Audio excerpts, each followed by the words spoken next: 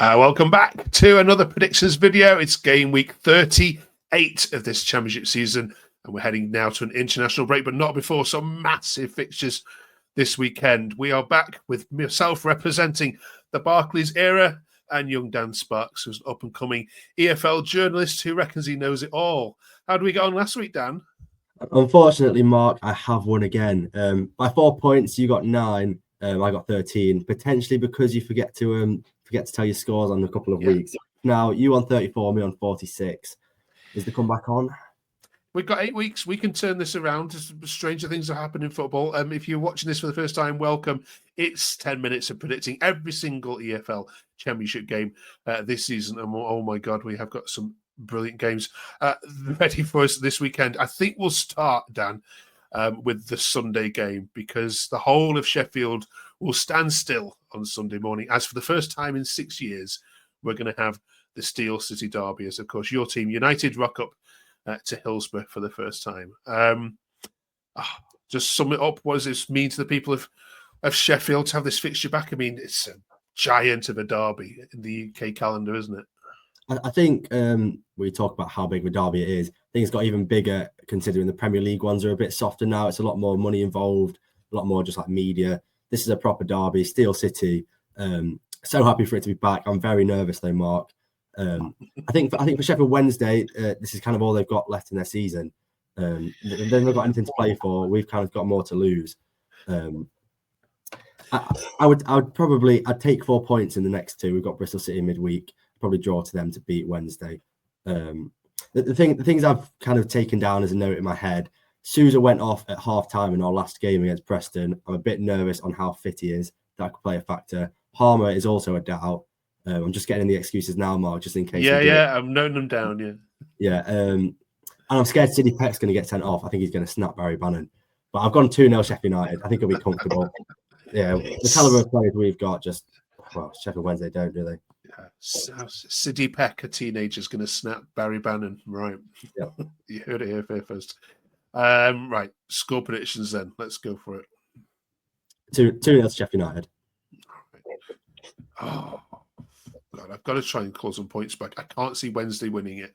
It's been 0-0 here the last 2 seasons. It's happened. It was 0-1-0. We are, let's go for 1-1. Stick my neck out. Go for that. You can check out our Wednesday and United previews, of course, across on the Wednesday and United channels, which you do. You can find all content for all 24 teams by looking in the description below and clicking on the link tree to find your specific team. We've got some good reviews done this week. Right. Whilst that game is huge, you could argue in the context of the season, this game is even bigger.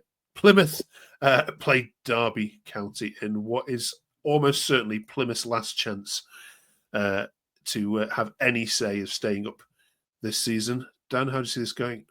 To be honest, Mark, I don't even think it is their last chance. I think it's done. I think they're dead and buried now. It's 2 really poor results against Wednesday and Hull.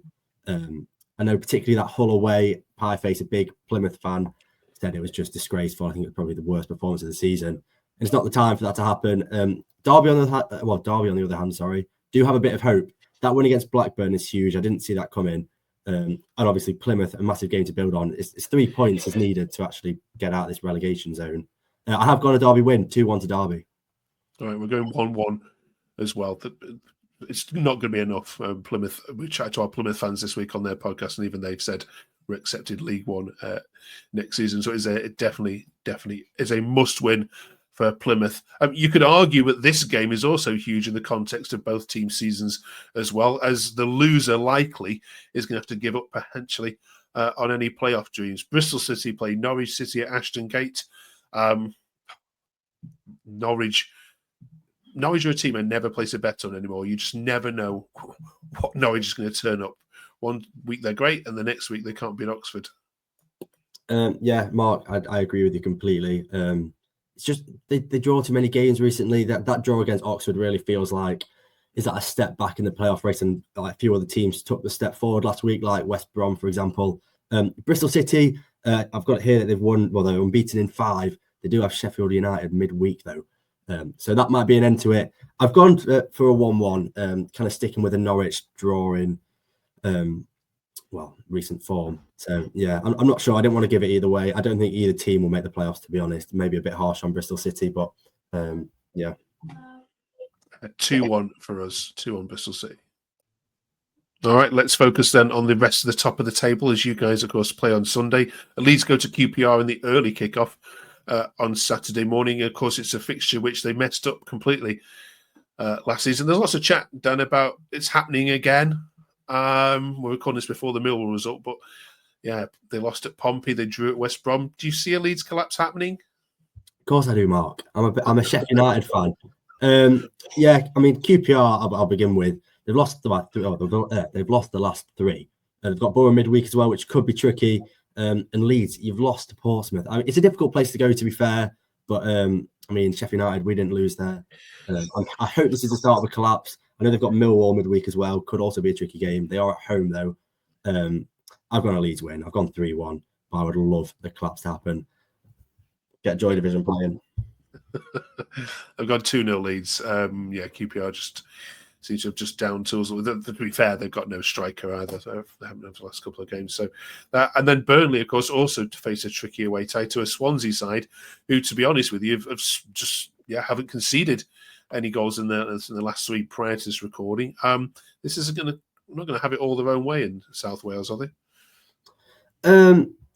Well, I've got down this one. It's Sheehan, isn't it? He's doing a great job. They're a bit more direct now compared to the last manager, Williams. They've got great wins against Blackburn, and I couldn't tell you right now. I've forgotten. But beat Borough, didn't they? So they've shown they can beat these top teams. I don't think they're going to beat Burnley though. Burnley impressive again, another 4-0. They've shown us you can score goals. So I'm going to go 2-0 to Burnley. Right. Let's go 0-0. Let's stick on some 0-0s and Burnley, see if we can catch you up. Oxford play Watford. Now, our Oxford fans on their Oxford channel were saying we just need one more win. They haven't quite got it yet, but this is just scraping themselves over this line. Yeah, this could be a dead rubber by the time they get to it if they beat Hull midweek. How do you see this one? Yeah, I mean, you just touch on one more win. It does feel like that point away against Norwich really felt like a big point, particularly because of like their poor away form this season. Watford just lost to Millwall. I'm happy I got that prediction right.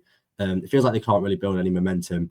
I think they're out the playoff push. I think they don't really have anything to play for. Oxford potentially do, just that kind of extra win. I've gone 1-1. Okay, I'm going 1-2. 1-2 to Watford. Next up, Luton in the Isaiah Jones derby take on a Borough side that, oh, goodness me, if you could do an analysis of what's happened to Borough's season, it all seems to have drifted away since Latte Lath has left. Tricky on this one to predict. I think probably the hardest of all 12, I think, this weekend. I thought I was going against the grain a little bit, and I would say 1-1. Similar to when I said Portsmouth would lose at Kenilworth Road. I think Borough might find it difficult. I think there's been a lot of question marks about kind of the spine of the team, if they've got enough bite. I think if Luton can kind of bring their A game, make it physical, I think some of the Borough players might not want it. Obviously, Borough, that's a shocker at the weekend. And I mean, Luton did lose 4-0, but there was an early sending off. And I also thought a few of the Burnley goals were questionable. Maybe that's because I'm a Sheffield United fan and I kind of want the worst, preying on the downfall. But yeah, I've got 1-1. All right, we're going 2-1 Borough. I don't think they're as bad as what's made out, especially against Luton's very leaky defence. And this game could be a preview of the semi-finals for the playoff, many are predicting, as Sunderland travel to their least favourite away ground, the CBS Arena. Terrible record against Coventry. They were 2-0 up against them in the reverse fixture and then ended up drawing 2-2. Yeah, this could be a little preview of what's to come, Dan.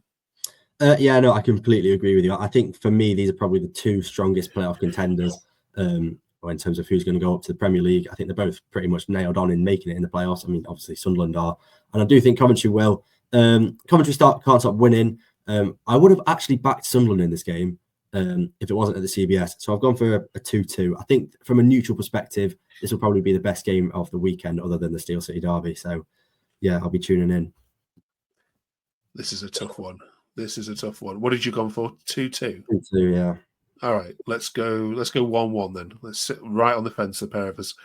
Right. Two teams that have been in a bit of an enigma for different reasons this season. Millwall and Stoke. I'll get your opinions on Millwall first of all. I mean, Alex Neil has done a tremendous job. He's gone really under the radar, hasn't he, at Millwall? Yeah. But it's a squeak of the playoffs. Could you imagine the fallout from the media if Millwall are in the Prem? Yeah, yeah. I mean, that we spoke about derbies. Millwall, West Ham could be another great derby. I don't know about Millwall. I don't think they'll make the playoffs, to be honest. I do think they've just kind of since the end of January, have just been in decent form, just in general. The great 3 points away against Watford, the performance wasn't necessarily there, but you winning them games is kind of like the performance not being there almost makes it even better, if you know what I mean. Kind of just being able to get them 3 points over the line. Stoke, on the other hand, were the opposite. Thought they definitely deserved more against Coventry, but it's too late in the season to be kind of valuing performances. Results are what's needed, and they're not doing that particularly. I've gone 2-1 to Millwall. I think Stoke will continue this poor form. Yeah, Millwall are bringing through some young talent. They just keep producing them off the bench. When Bangura Williams is again at the moment is a shiny. So that's something Stoke desperately need to do because they are stuttering. 1-0 Millwall. I'm going with that. Right, we've got one more left, and that is West Brom against Hull City. Probably the least looked forward to game of this particular weekend. West Brom win, is it? Yeah, I mean, Hull have been pretty good recently. I think I had down that they've won 4 good results out of the last 5. I know they lost to Cardiff, wasn't it? Which isn't great. I think they are pretty much safe. Probably not statistically, but just in terms of the run-in, and I can see them picking up more points. I don't think it's really an issue, the relegation zone now for them. But West Brom, that's like 3 really good results in the last 3. We spoke about after the Oxford performance. It's a great performance, but it's against Oxford. Since obviously got a point at Ellen Road, and then 1-0 win against QPR, but the sending off just before half-time. I was impressed that they saw that game out. The kind of games you need to see out if you want to get a playoff place. So I have gone 2-0 to West Brom. I lured you into a bit of a trap there because I'm going Hull win. They are good. They were great against Sunderland. Look quite lucky against Sunderland, but they beat you guys, and really should have beaten Bristol City as well. Had it not been for that sending off, they were great for 10 minutes. So you were going to 2-1 Hull City win. Right, yeah. And then finally, there is one more. Beg your pardon, we forgot. Sorry, Rovers fans and Cardiff fans. Blackburn played Cardiff at Ewood Park. Fans aren't happy where Rovers have been playing since Ishmael took over. They're probably going to be out of the playoff race before this game, I'd imagine. What did you take? I think it's a bit harsh. Obviously, it's only been 2 games. But in terms of the way the season is, he doesn't have time to settle in and by kind of imprint his tactical style and stuff on them. Potentially something they can build on next year. But no, I do agree. It's two poor results, particularly that derby game. It almost felt like a derby in it being John Eustace there as well. Yeah, I don't know. I'm not sure about this game. I do think Blackburn are going to win 2-1. I would like to say Cardiff have been really good in the last 2, though. 2 very difficult games in Burnley and Sunderland, and I thought they showed a good account of themselves, particularly against Burnley. But unfortunately, I've gone a Blackburn win 2-1. I'm going to take some risks. Let's go 1-0 Cardiff. Okay, and the first dead rubber of the season takes place at Deepdale also this weekend as Preston take on Pompey. Neither are going up. We're pretty sure neither are going down. Probably. Preston fans have got all their eyes on the Villa game, which they've nearly sold out, we believe. So Preston's season is just down to 1 game now, isn't it, against Villa in a couple of weeks? Yeah. To be honest, I've been hyping up Preston a little bit. Maybe this is harsh because I'm a Sheffield United fan, but obviously we played them last weekend. I wasn't too impressed. Maybe it's because you don't really like playing against teams like Preston. Kind of try to slow it down, make it difficult, which they did to an extent. It always felt comfortable, though. And Portsmouth, 4 wins in the last 5 have been really impressive. So that has led me to calling this a draw. I think that's almost written in the stars. Preston are hard to beat. Portsmouth have been great. I'm going to go 1-1. All right. I'll go 0-0. Right, smashing it. Right, got a good feeling this week. As always, let us know in the comments your predictions. Did we have any successful ones last week? What I'd like to quickly mention, the Burnley game, Burnley-Luton, you stole my prediction of 2-0, so you forced a change to 4-0, which I did manage to get right. Yeah, that was really good. I got Sunderland off the top of my head, 2-1, and Millwall to win away at Watford, 2-1 as well. Well done. Thanks, Ben. B. Wado in the comments as well for your chipping in. Thank you for all your contributions. Let us know in the comments below if we've got any wrong. Come on, the Barclays. We can do this. We've got 8 weeks. We can wipe the smile of these TikTokers' face. Thanks for joining us. Don't forget, if you're a supporter of any of the current Championship clubs, you can follow your team's progress as we do a weekly 20-minute review of all social media and all games by clicking on the link tree below. Thank you very much. We'll see you next week.